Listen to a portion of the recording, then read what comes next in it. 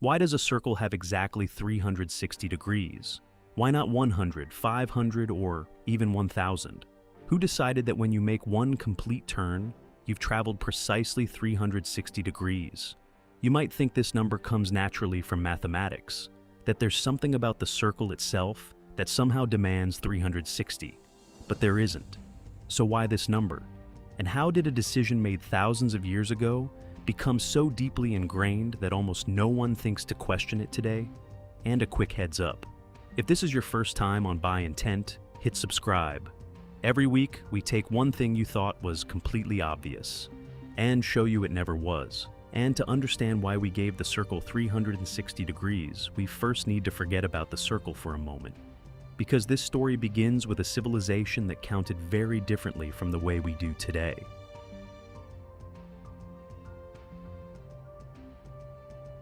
To understand why 360 became the standard, we first need to look at a much smaller number, 60. More than 4,000 years ago, in Mesopotamia, Sumerian and later Babylonian mathematics made extensive use of a system based on 60. And that choice had one enormous advantage. 60 divides cleanly by a remarkable number of values. Half of 60 is 30, a third is 20, a quarter is 15, a fifth is 12, and a sixth is 10. In a world without calculators or our modern decimal notation, being able to work with so many fractions without ending up with endless decimals was incredibly useful. Now, multiply 60 by 6, and you get 360. And this is where that property becomes even more impressive. Take a 360-degree circle and divide it in half.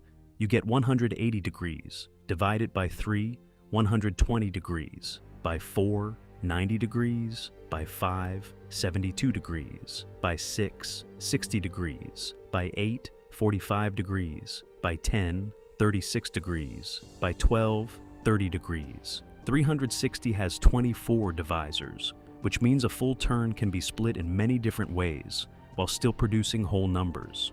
To see why that matters, imagine we had chosen 100 degrees for a circle instead. A quarter would be easy, 25 degrees, but a third would be 33.333 degrees, and a sixth would be 16.666. With 360, many of these common divisions stay beautifully simple, and this is where history meets mathematics. Mesopotamian astronomers observed phenomena that repeated in cycles: the movement of the sun, the phases of the moon, the motion of the planets, and the return of the stars. Their sexagesimal system was particularly well suited to calculations involving these cycles, and some of their methods also used a schematic year of 12 months of 30 days, or 360 days. That doesn't mean the Babylonians believed the actual year was exactly 360 days long, nor does it mean our 360 degrees simply came from a 360-day year. The exact origin is more complicated, but 360 combined two extremely useful qualities. It fit naturally into their way of calculating, and it made a complete cycle easy to divide. This mathematical and astronomical tradition was later developed further in the Greek world, where dividing the circle into 360 parts eventually became established in astronomy, and the logic of 60 went even further. 1 degree was divided into 60 arc minutes, and each arc minute into 60 arc seconds.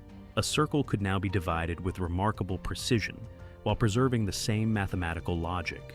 So, 360 wasn't some magical number hidden inside the circle.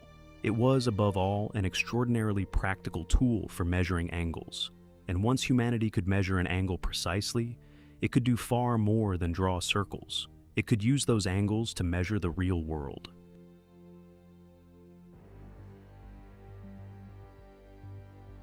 Once you can measure an angle precisely, something powerful becomes possible. You can calculate distances that you can't measure directly. Imagine a tower that's far too tall to simply run a measuring tape from the ground to the top. If you know your distance from its base and the angle at which you see its top, geometry can tell you its height.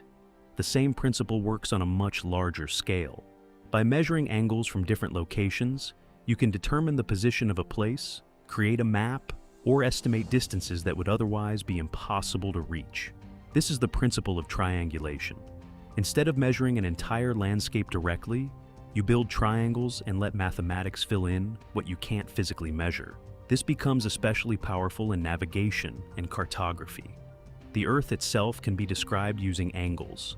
The equator sits at 0 degrees latitude, the poles at 90 degrees, while longitude divides a complete turn around the globe into 360 degrees.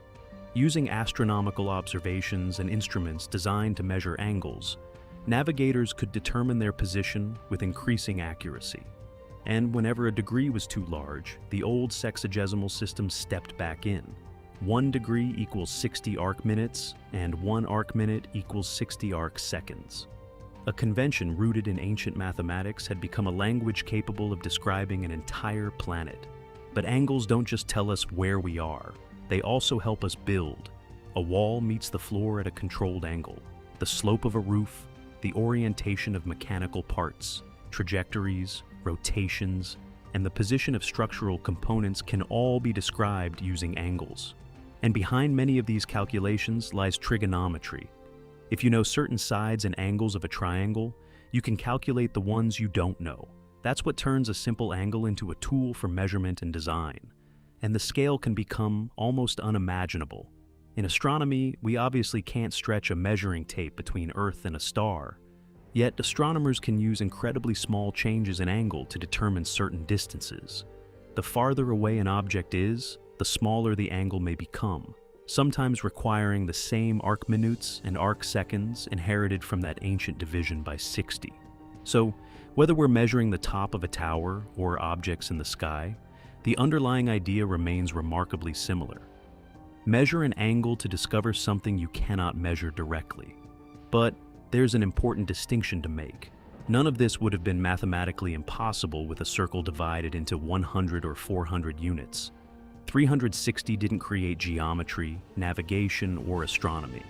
What it gave them was a particularly practical and, crucially, shared convention. Which brings us back to the central problem of our story. If other systems can accomplish exactly the same things, is 360 really the best way to measure a circle?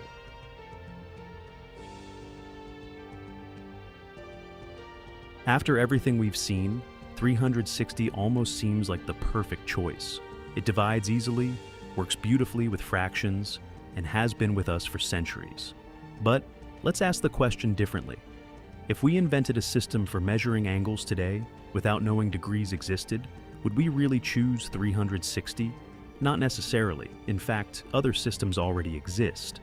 During the decimalization efforts of the French Revolution in the late 18th century, one proposal divided the circle into 400 gradians. A quarter turn became 100 gradians, a half turn 200, and a full turn 400. For someone used to the decimal system, that can actually seem more logical than 90, 180, and 360. But mathematicians use another system that seems even stranger at first, radians. And to understand why they're so important, forget 360 completely. Take a circle with radius r.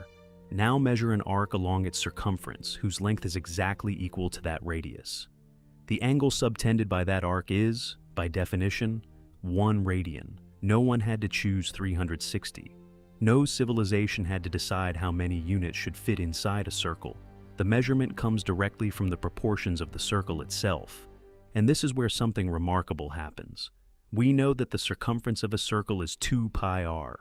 Since 1 radian corresponds to an arc of length r, how many of those lengths fit around the entire circumference? Exactly 2 pi, so a full turn is 2 pi radians, a half turn is pi, and a quarter turn is pi over 2. In degrees, a half turn is 180 degrees, because we decided that a full turn should be 360 degrees.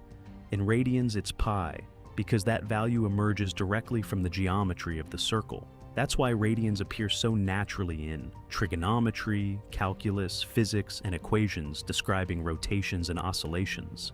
So, why haven't we simply abandoned degrees? Because more natural mathematically doesn't always mean more practical in everyday life.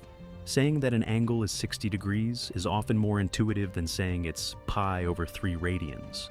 And 360 keeps its enormous advantage whenever we want to divide a full turn quickly into simple fractions. So, The two systems have ended up living side by side.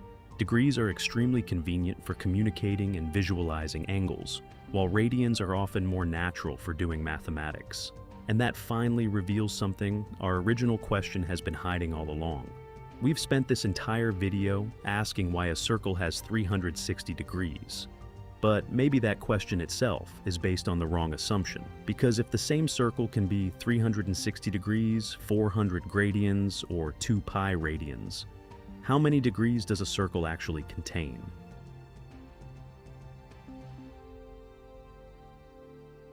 So, the answer is surprisingly simple.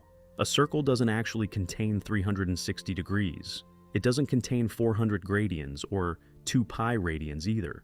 A circle exists independently of whatever unit we choose to measure it with. What changes are simply the numbers we place on it. A quarter turn can be called 90 degrees, 100 gradians, or pi over 2 radians. Geometrically, it's exactly the same angle.